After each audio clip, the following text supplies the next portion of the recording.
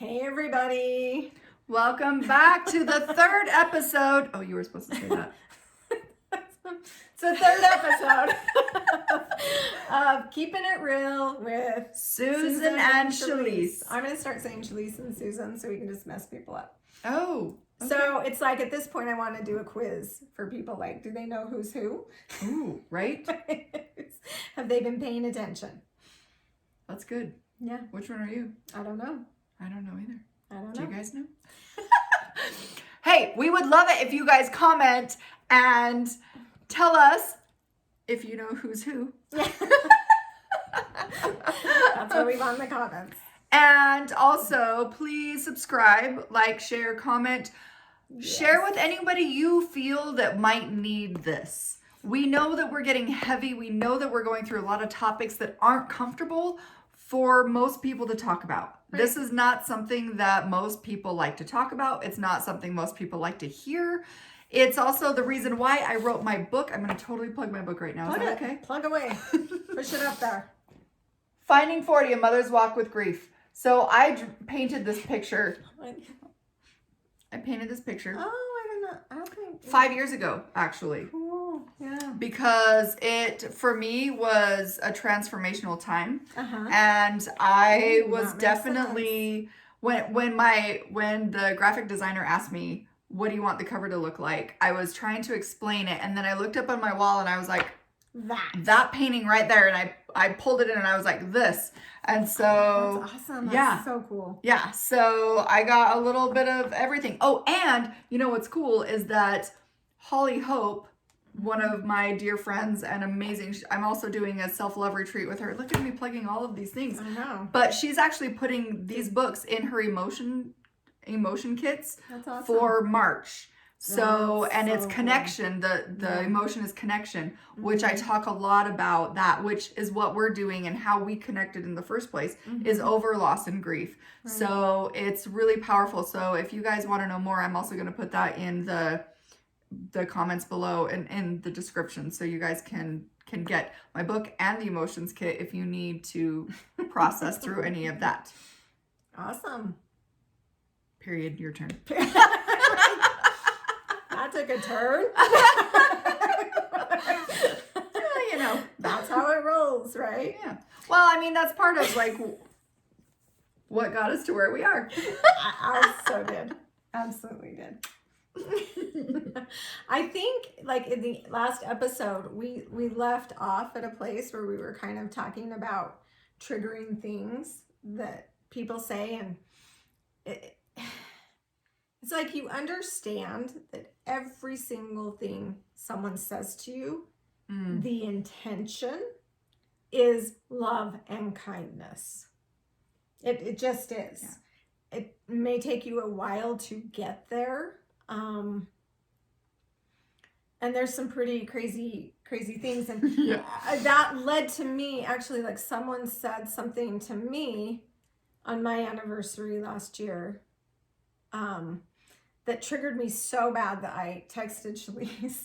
And it takes years, or at least it took years for me. I don't know about, y'all or you, how fast I didn't speak up for a long time. I just felt kind of shamed. Mm-hmm. And so it was a moment, like I was having a hard day, and we never know.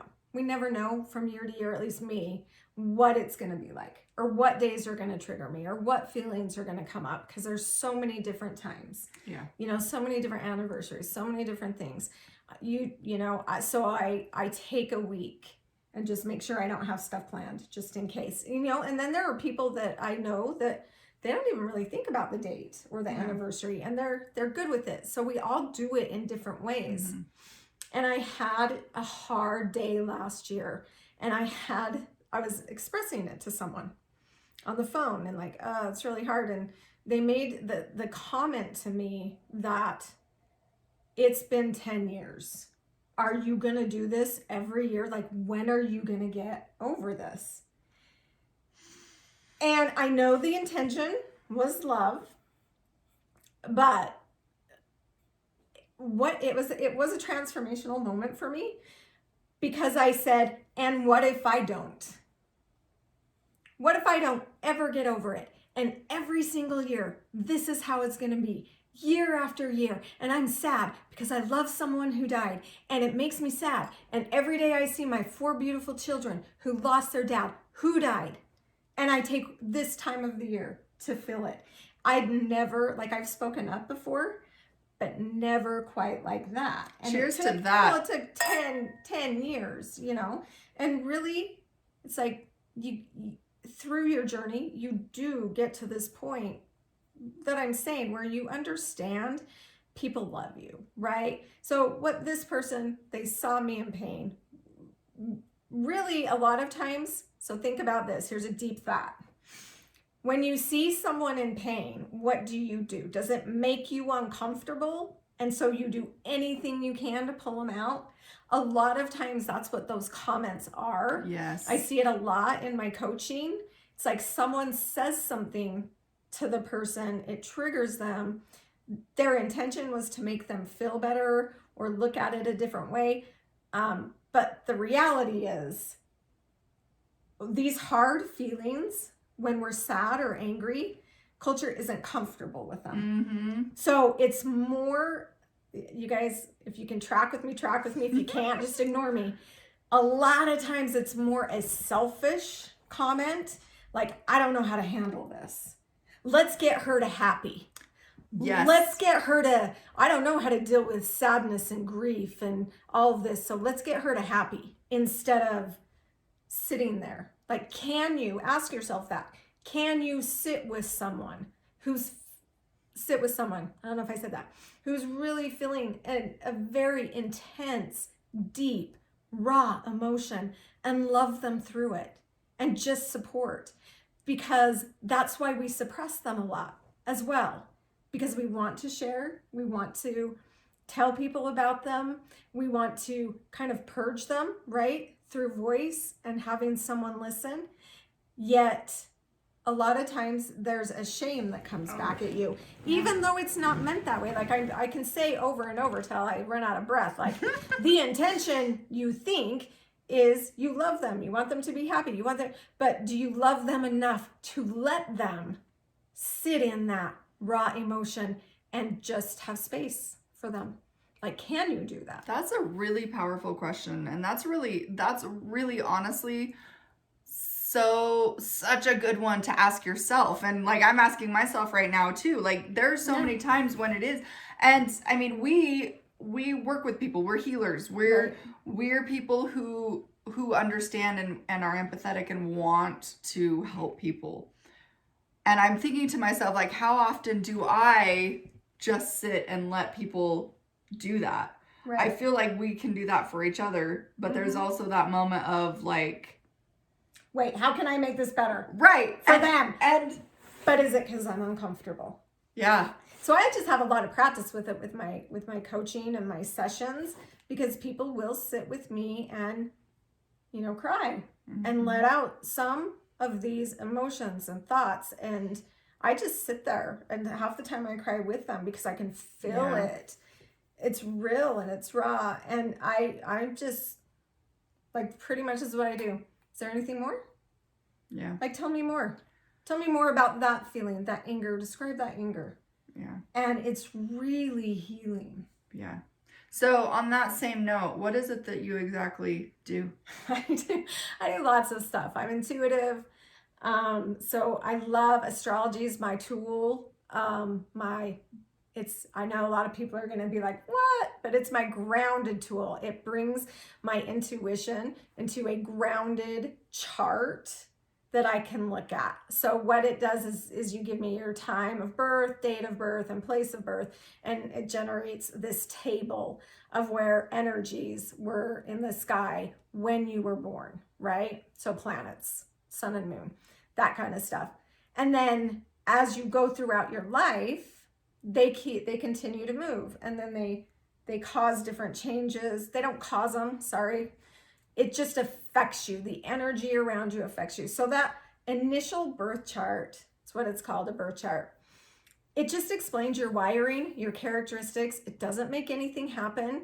I actually believe you made it up. I believe you I always tell people, like, I feel like you sat at a long conference table in a conference room and kind of put this really cool map together. And it shows you like the goals you wanted to accomplish, the tools you brought in to, yeah, the tools that you brought in to help you. Cause like you don't go like try to hike Mount Everest without taking tools with you. Yeah, right? you need If a you just blueprint show up, and you need like practice. you need over, and right? you need So there are characteristics that you brought in that really help you and help you get to that goal. And then there's a bridge that with characteristics, and it's a beautiful thing. You It's know just what's a map. so I call it soul destiny. Ooh, I like It's your soul that. destiny. So if you go to my website, astrologyandsoul.com or susanjensenfarmer.com, the soul destiny reading is based on what I just spoke about. And I think it's the single most powerful thing people can learn about themselves, understand some of that wiring, where they wanted to go, what they wanted to do with it. And also, I'm teaching a class right now on it too. Look at me, now I'm plugging. See? Teaching a class on it right now, and it's going over really well. It helps you understand the people around you. Because if you can understand their goal, what they wanted to accomplish, the tools they brought in to do it with, and the bridge that helps them, put those two together, you can be really supportive and understanding. That's awesome that you said that because, well, two of things. Because one thing that I'm going to say is just the other day, I was talking with Brent, my fiance. I like saying it like that, fiance. Awesome. About my journey with Caleb.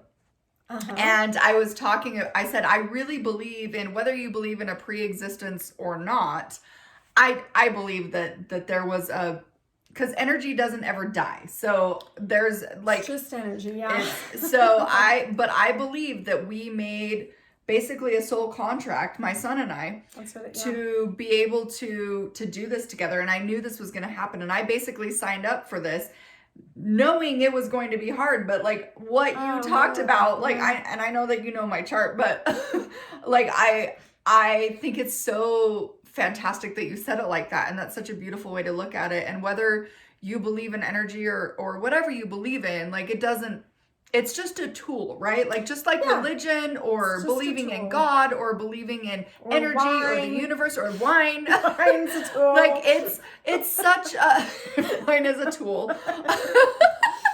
But it is such an empowering thing to really know. And you did a reading for me not too long ago, and I had Brent sit down with me and listen to it, and he was like, oh wow, that explains a lot. And so now he's gonna get a reading, and we're gonna get a couples reading because it's, oh man, I can't even tell you how awesome it is. And even if you don't believe in it, it validates what you're feeling. I can guarantee you should try it out because seriously, it will blow your mind. Yeah, when like I've come full circle. We talk about that, and I was agnostic when my husband Rick passed away.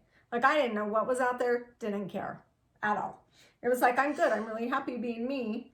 And so whatever happens is fine. And I've done this full circle because the more people I either have intuitive readings with, medium readings with, or, soul destiny readings with, there is a spark, a soul in every individual that's so different. Mm-hmm. And regardless of if you believe in a pre-existence or not, like what you talked about, there, in life, something's pushing you. Something's like you have stuff that's hard that happens, and then it's this mountain climb to feel better and try, and sometimes you don't want to, and sometimes you do, and a lot of times this chart that I'm talking about can explain what's going on. Like I said, I was agnostic, so I didn't believe in anything, and like my jaw has dropped so many times with the timing and the energy. Like, science and physics has proven the planets emit energy. Yeah. And we're in that field. So that's all it is. There's this field. And then we have our wiring, our instincts. and how we were born, the energies we were kind of born with, our aura, right? All that's going to explain that stuff. So then how does what's going on around you affect that? Yeah. That's all, astrology, like a lot of people talk about astrology with the sun signs, or I read my horoscope, and it's like, no, it's so much deeper than that. There is value in that. But the way I do it's very different. Yes. So check her stuff out. We have it down in our little description. yes. So we're going to go on a short break, but we will be right back with more.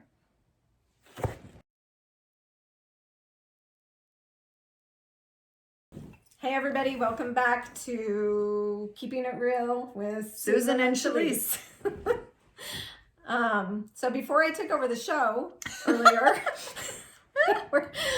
we were talking about, maybe transformational moments when you learned, someone maybe said something to you, or you had an experience where you learned to speak up, or kind of, stand up for yourself in a way that just spoke your truth. It, it doesn't have to be telling someone off or anything like that. Right, yeah. But it's kind of feels like this shift inside, like, oh, I've learned a lot. And not only that, I'm valuing me. And I understand maybe these people don't understand.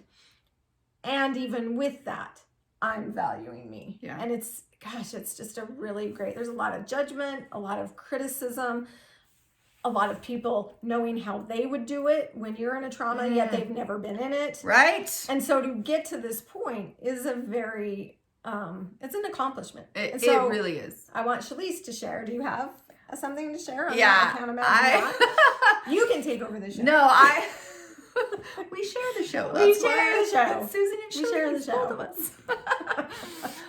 No, I do. There are a couple of things, and the one that is so, like, it just stands out to me more than anything, and I know I've talked to you about this before, but the one thing that it was the night of my son's funeral, I went to a bar. Fast? Oh, I guess I said stuff in the line viewing thing that was like sticking up, but not, No, it was the night of his funeral. Wow. Yeah. I went and watched my friends we were putting on this play while, like, right before my son died, and he was actually in the play with me, and so I did perform it. But that night I did not. And they all performed it for me. Actually, I don't know if I performed it until after this. But anyway, it doesn't matter. I digress. Anyway, so they all performed it for me. And then we all went out to celebrate. Yeah. If that's the word you can use. At this little bar that's by us. And I started drinking. Not going to lie. And it happens. My friends were all there, and this girl was like, what's her problem type of thing to one of my friends. And he's like, oh, her son just passed away and we just buried him today. And she goes, oh, that sucks. I know, that's one of your triggers, big time. Big time. Even though I did say it to you. It's not one of mine at all. But it was to me, and I was like, that sucks. And That's mind like you, the like, I'm like, you don't even know, like, sucks? Like, how dare you? And it was such a trigger word, and I lost it, and they had to, like, pull me out. Like, it was not okay. You went crazy? Oh, I went a little psycho. Yeah, and I looking lost for it. a reason. You're probably was like, give me any reason. Oh, absolutely. I'm like, I am not holding this shit together anymore. I just swore. See, we're gonna swear in this. We are. We're gonna swear. But the funny thing is too, is that, so I just did recently a podcast with another friend of mine who lost her son. And her trigger phrase was, I'm sorry. I'm sorry for your loss. And that was her trigger. She's like, I'm sorry. Like, even though she knows. All over the place. That's what so That's now the every only time thing I'm I like, know what to say. I'm sorry. But it was, like, and she, I really am. Oh, I feel it. I'm so exactly. sorry. But she knows, like, now it's been, a couple years, and she's like, I understand that they're not trying to be, like, rude or anything. But that's the thing too. And I also did a workshop of grief, and there was I researched some what to say and what not to say. And I think that maybe we should go over some of those things, because one of the things that you should never say to people ever. It was meant to be. It was meant to be. They're in a better place. Oh. That one right there, they're in a better place. Okay, please. Okay. I had that, like in the viewing line, someone said that to one of my children, 14, 12, 10, and 5. Okay, so you have adults. Oh, your father's in a better place. And I was causing interference the whole time, because I was like, a better place? Yes, they're in a better place. They had a mission or something to accomplish. Oh. And I said, what better mission or a better place to be than to be on this earth raising your children? Can you please tell me what's more important than that? Like, I was a little forceful, probably like you at the bar, right, at the viewing. And here's why. Like, here's more to my story, is that I had a son, a stillborn son that's a twin to one of my children. And so I had already had a lot of experience. Like, someone told me I should be thankful he passed away, because twins was really hard. Oh my gosh. With. And I had a 2 and a 3-year-old already, right? So I had a 3-year-old, a 2-year-old, and then twins. So just kind of stuff like that. So I was ready. And armed, you know. So she was already on the defense for all of this. Yes. And I was like, I had a conversation with my kids. You know what? If you feel like someone's saying something that you feel is hurting you, I want you to speak whatever words you want. Like, I have your back. We need to worry. And I actually got shamed for that too, from one of a person was like, you shouldn't tell your kids that, or you shouldn't feel that, because the viewing or the funeral is about celebrating the people who wanted to celebrate Rick. And I was like, no, it's something. Now I don't know if I would do it, but it was like, no, it was something we had to do. Right. The culture wanted it, and we were stuck there listening. You know, can I share one more? Yeah, do it, please. Like, these are some of my favorite / not. Like, to my 10-year-old son, a nice person leaned down and said to him, I know exactly how you feel. Oh, don't ever say that. This isn't, my dog just died. Sorry, I know that pets really mean a lot to people. I totally understand that. And it's just not the same thing. Okay. So my son, I was so proud of him. He looked her and he said, you're talking about, he said something like, your dog? This was my dad. And she said, yes, but it's kind of the same thing. And he's like, no, it's not. And she was getting agitated that this 10-year-old boy was like, so I grab her and pull her along. I'm like, you just need to move on. Totally inappropriate. Continue on. I'm laughing because it's just like, okay, guys. And it's a hard place to be in. Like, you don't know what to say. But I'm telling you, as viewers, and because I love you, and because I love the people you are going to be speaking to, because everyone handles loss, you don't know what they're feeling. You can know feelings from loss and grief, but you don't know. And you cannot compare your loss to anyone else's ever. Right. Well, and maybe I'm guilty of that. Maybe I'm saying, like, maybe she really did feel that strongly about her dog. But even if I don't know. So I'm kind of guilty of that too, because I'm saying there's no way.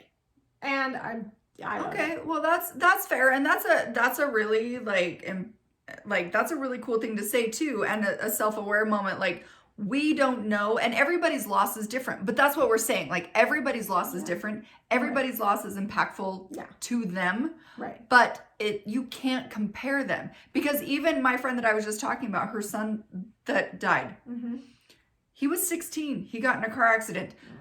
A few months earlier, he almost committed suicide.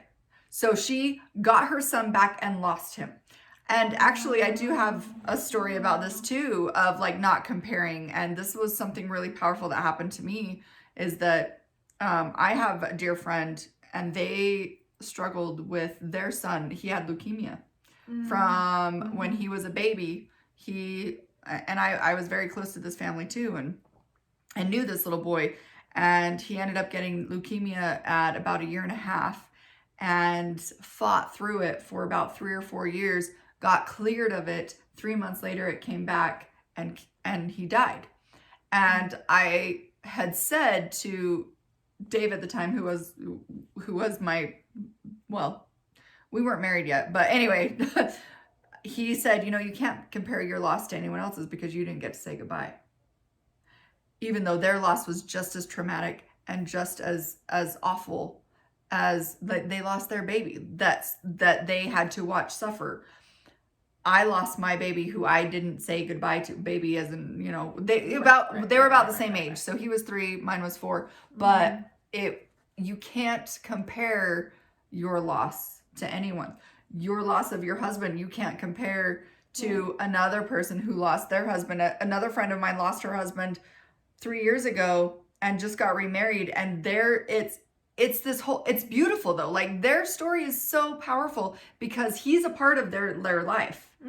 And she honors him and he honors him, and it's so awesome. That's actually a statistic. Did you know that? It's a really high percentage if your spouse passes early or even late, that generally the spouse that's left, the partner that's left, will marry or partner with someone that the deceased knew or was friends with, or because it gives, I don't know, it just gives both of them that understanding, that knowledge of the person. It's almost, I've heard, I don't know psychologically, like I haven't done it, so I don't know for sure, but psychologically they say it helps the person who lost their partner.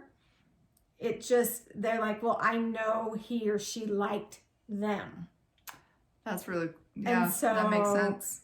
Yeah, I found that so intriguing. Yeah, no, that is, it's, well, and that's just, yeah, sorry, I'm like, that's really cool.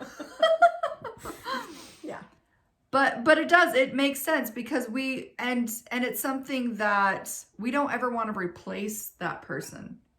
Oh, that's what I was going to say. I was going to say that it reminds me of when I was with my ex-husband. I didn't think that anyone would ever understand what I was going through because Dave was there with me with Caleb. He knew Caleb. He knew how I was. He knew our whole story. He was a part of it. He was like his dad when his dad wasn't around.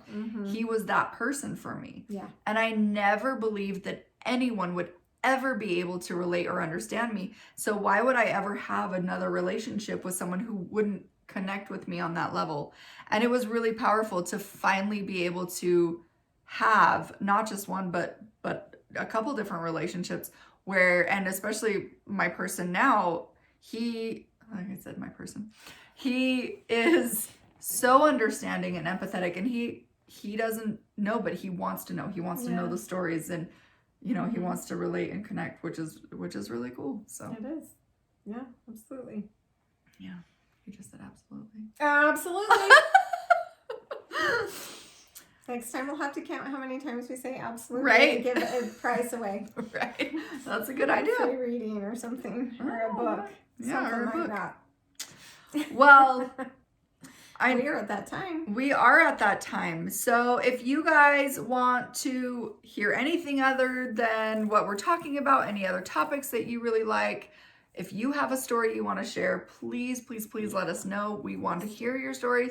Even if you don't want to be on our show, you want to share something that, a comment or a feeling or a thought that you had, we would love to give you a shout out, recognize you, honor you, because we know that this is not an easy journey. It's not. So I'm also going to add to that, even if you just want to talk to someone who's been through it, I know there are lots of groups that do that. But you can also contact us. Yes. Go to one of our websites, or she can you want to put the information? Yeah, I'll put the information. It's probably showing up at the bottom of the screen right now. I also do one-on-one coaching, and Right. help to clear some emotions. And she does amazing coaching for astrology and reading charts. You know what and we should intuition. do? You guys tell us if you like this idea. We should do like where I give them a reading or vice versa, and then you clear some of that. Because that's Ooh. very powerful. We can do a dual session. That's what yeah. Ooh, yeah. So That'd be cool. that would be really cool. And then you'd get to meet us. Then you would get to meet us. Because you want to. I know it. I know you want to. We do have a lot of fun, even though we can get deep. We do have a lot of fun, which is why we have the wine. wine. You don't have to drink. You will give you water. We can give you Sprite. We can, yes. Cranberry Sprite, so at least looks red. No. I'm kidding. All right, you guys. Well, thank you again for joining us Yes, for our thank third episode. And next week we're going to be live. Yes, we So- are. We'll be live on Facebook. Live on Facebook. Do we know what time? We will let you guys know. Yeah, we'll let you know. Okay, love all of you. Please share your journeys, or at least, send us stuff that we can talk about anonymously to, make this a bigger circle of experience. Love all of you. Love All you. right, Bye. bye.